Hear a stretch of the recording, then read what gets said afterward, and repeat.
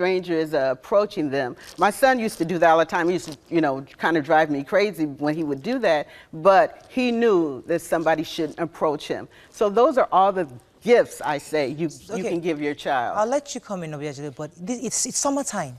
Kids are taking their kids to summer camp. You know, you're trusting them with pastors, with guardians, with moms, with teachers. They're going to be there for a week or 2 weeks.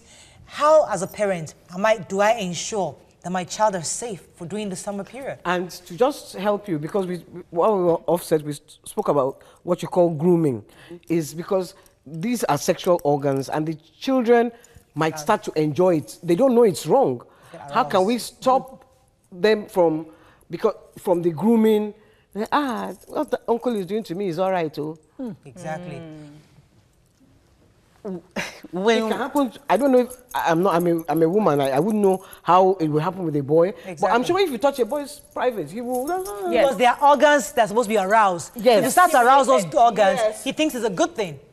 Yes, but we can teach them when only mommy can touch you. Only mommy should be changing your clothes, or mommy and daddy, or whatever. You can teach your kids all of these things because all of the learning and the comfortableness needs to come from the parents. And so when you see your children show signs even if they can't talk. If they're afraid when a person comes in the room, why is my child afraid of that person? Why is my child running from that person? When you're insisting that they go over uncle's house and they say, I don't want to go there, we should be listening to that. So we know teenagers are being raped. There's a growing trend now of babies being raped. Now these babies have not enticed anybody in their diaper or anything. There was a video circulating about last week or 2 weeks ago where a boy was raping a baby boy and recorded it for over how many minutes? How do you stop those from happening? What the hell was the mother? Well, I don't know that situation, but it's not something that just started. Yeah. It's been going on and the parents, forever. You wonder what the parents It's been going on forever. Grandfather's rape. Okay, I'll come to you. Let me take this call from Frank. Frank has been holding for a while. Frank, are you still there? Yeah, I'm here. Please go ahead. Okay. My name is Frank. I'm calling from Ikeja. I'm not an expert, but I have a contribution to make. Go ahead. I noticed that there are some things I call like gateway behaviors. There's this common thing in our society that a lot of either grown-ups call little kids my husband or my wife. Like it's something I stand against. I try to tell, I have a neighbor that one time somebody told me that the daughter is my wife. I cautioned her immediately. I said, no, she's not my wife. If you don't say that, it is wrong. She is, you can say she's my daughter, but don't say that. Because parents, kids notice, they emulate what we do more than what we tell them. Thank you very much, Frank. I have to cut you off because I have to run up to, because that's part of what Mike was saying, the grooming part. I call you my wife. Oh, yeah, my girlfriend. Gradually, I start to touch. You just hold your cheeks a bit. Gradually, so the grooming starts to the point of penetration, and that's what we need to caution our parents. And then can I take some tips before we go? Because I had an experience with my daughter. Once we did rape here when she was about 2. I spoke with a colleague then, Lola, and she told me she taught her daughter early enough. So at 2, I got my daughter to understand what it was and made sure she washes herself when I'm not there. So she's been doing it since she was 2, and we're confident with the way she's grown.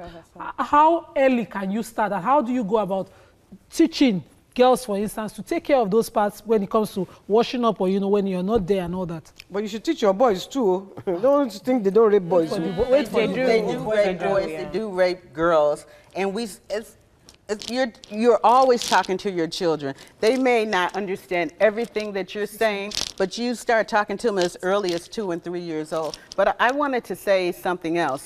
The other thing, and I know we do it in African American culture, we do it in African cultures, is we call everybody auntie and uncle. I was way like a teenager before I didn't realize these people were not really my auntie and uncle. I think we need to be telling them, we say that out of respect, but that really isn't your aunt and uncle, and you shouldn't be trusting all these people. So that's another thing that I think we should be telling our children. Let's take some tweets, please, very quickly. Yeah, Mr. Michael, guys also get raped too, but we seem to downplay it and talk more about female folk. I know a guy, not boy, who was assaulted, but many people do not believe, and instead he is laughed at. Anytime, Ray says, Rapists should be severely punished, prosecuted no matter the age, to serve as a lesson to prospective wolves out there. The victim... Ima, the victim of rape is never to be blamed.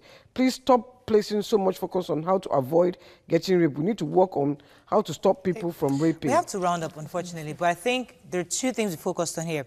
The little vulnerable ones, and it starts with parents, training and teaching the children, understanding their body parts so they know when to speak and giving them enough confidence to talk about their parts. And screening the caregivers that are taking care of your children. Screening your caregivers. And then on the teenagers, because your body is changing, unfortunately, you can't allow those sexual exploration as you would like to, because now these times it's to be as though you're invited the men to do this. So as a teenager, if your body's changing, have that conversation with your girlfriends, but don't, I mean, please correct me if I'm wrong. Find a way to get your boundaries so that you don't get men into your space, because if you do, you have no case. They will say you invited them. Is that correct? You have a case. There's something about psychology. When you say no, But that you learn need to just keep your boundaries. Right. You know, Fantastic. we all have private space from here. I 3 think 10 feet. Is it 3 feet? 3 feet Our around private me. space. 3 feet around me, please. It's not 3 feet. It's this place. How many feet is? How many meters is it? Tell All them. right, unfortunately, we have to run up. I know you're the convener of the Delightsomelands, right? And what do you do there? I help consult with them on child sex abuse. And so I do presentations like this, give advice, those types of things. Fantastic. But they actually need more resources. So we do go. Yes. So you can check out the Delightsomelands for that. Yes. All right, that's all we can take on the show. We're going to continue this rape series. I think next week we're talking about rape in marriage. Can you actually rape your spouse? That'll be our focus next week, Thursday. Have a fabulous day. We'll see you tomorrow. Bye-bye. Thank you.